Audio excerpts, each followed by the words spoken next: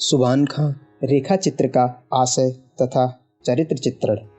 माटी की मूर्तें में संकलित रेखा चित्र में सुभान खां एक ऐसा रेखा चित्र है जिसमें लेखक बेनीपुरी जी ने सुभान खां के माध्यम से हिंदू मुस्लिम एकता तथा आपसी सद्भाव की भावना को प्रस्तुत किया है। सुभान खां धर्म से मुस्लिम होने से अल्लाह के परम भक्त हैं। रोज़ा रखना, नमाज पढ़ना, माला जपना आदि अपने धर्म संबंधी बातों का नियमों का पालन करते हैं। वे हज भी करने आते हैं। सुभान खां मानवतावादी हैं। हिंदू मुस्लिम एकता के वे समर्थक हैं। हिंदू धर्म के प्रति उनके मन में प्रेम की ऐसी धारा बहती है जो अपने पराये सभी को समान रूप से शीतल करती है। बच्चों से उन्हें बहुत ही प्यार है। वे उनके साथ बड़ी आत्मीयता से बातें करते हैं। बच्चे अपने हो या पराये सभी को अपने कंधे पर बिठाते हैं। लेखक को भी उनके कंधे पर बैठने का अवसर मिलता है। सुभान खां अपनी ईमानदारी तथा न्यायप्रियता के लिए इतने प्रसिद्ध हैं कि चाहे हिंदू हो या मुसलमान, हर कोई दूर दूर से आता है और उन्हें पंचायत में पंच बनाता है। सभी उनके निर्णय को बड़े ही आदर के साथ स्वीकार करते हैं। सुभान खां एक अच्छे राज समझे जाते हैं। जब जब घर की दीवारों पर कुछ मरम्मत की ज़रूरत होती है, उन्हें बुलाया जाता है। वे अपने काम को बहुत ही निष्ठापूर्वक करते हैं। गांव में उन्होंने पहले मंदिर बनवाया और बाद में मस्जिद। हिंदू की भावनाओं का वे आदर करते हैं। अतः जब गाय की कुर्बानी देने के लिए मुस्लिमों ने हट पकड़ी तो सुभान खां ने उनका जोरदार विरोध किया। इस तरह लेखक बेनीपुरी जी ने हिंदू मुस्लिम एकता के प्रतीक के रूप में सुभान खां का रेखांकन किया है। लेखक बेनीपुरी जी ने सुभान खां को एक मानवतावादी चरित्र के रूप में चित्रित किया है। अपने धर्म संबंधी धार्मिक बातों का पालन करने वाले सुभान खां के मन में हिंदू धर्म के प्रति अत्यधिक आदर है। मानवतावाद ही उनके लिए सबसे बड़ा धर्म है। सुभान खां के बाह्य व्यक्तित्व को चित्रित करते हुए लेखक ने लिखा है, लंबा चौड़ा तगड़ा है बदन इनका, पेशानी चौड़ी भवें बड़ी सघन और उभरी, आँखों के कोने में कुछ लाली और पुतलियों के कुछ नीलेपन की झलक, नाक असाधारण ढंग से नुकीली, दाढ़ी सघन इतनी लंबी कि छाती तक पहुँच जाए, वह छाती जो बुढ़ापे में भी फैली हुई, सिर पर हमेशा ही एक दुपलिया टोपी पहने होते, कच्छे वाली धोती, पैर में चमरौधा जूता, चेहरे पे नूर टपकता, मुंह से शहद झरता। इस चित्रण को पढ़कर सुभान खां का सजीव चित्रण हमारे सामने उपस्थित होता है।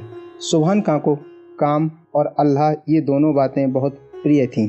अतः काम करते हुए अल्लाह को नहीं भूलते थे और अल्लाह से फुर्सत पाकर तुरंत काम में लग जाना अपना कर्तव्य समझते थे। वे हमेशा की तरह सांप्रदायिकता के विरोधी थे।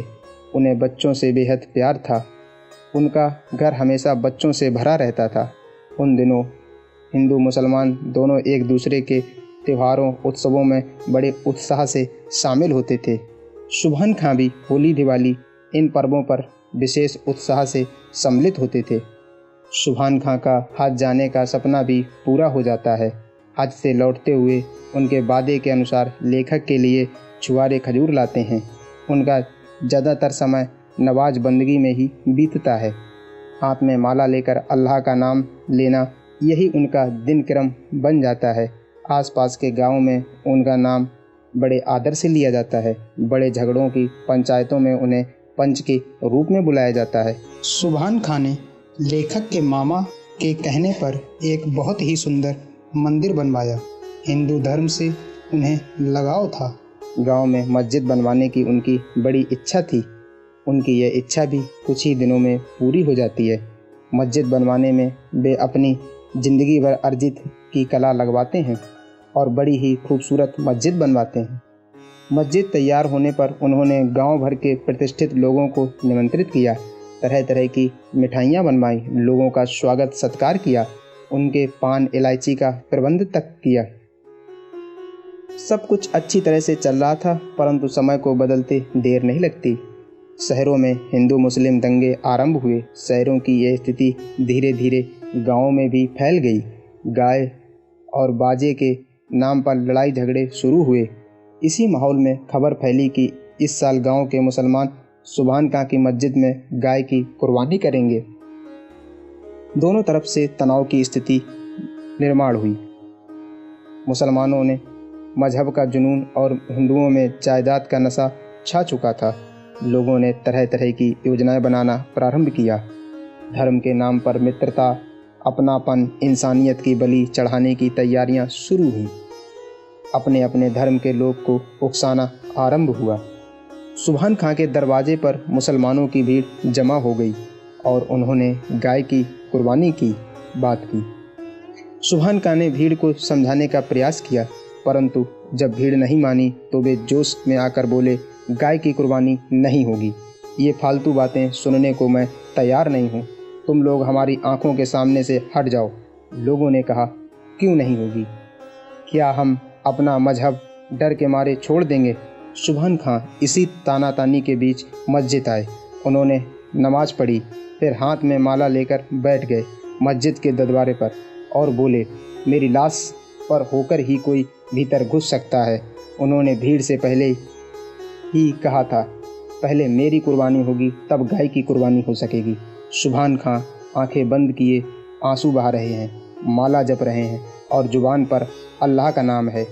वे साक्षात देवदूत की तरह दिखाई दे रहे थे, जिनसे रोम रोम से प्रेम और भाईचारे का संदेश निकलकर वायुमंडल को व्याप्त कर रहा था।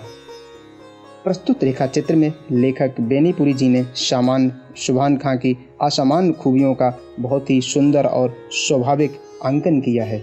रेखा चित्र के सभी घटना प्रसंग अत्यंत मार्मिक, रोचक और ज्ञानवर्धक हैं।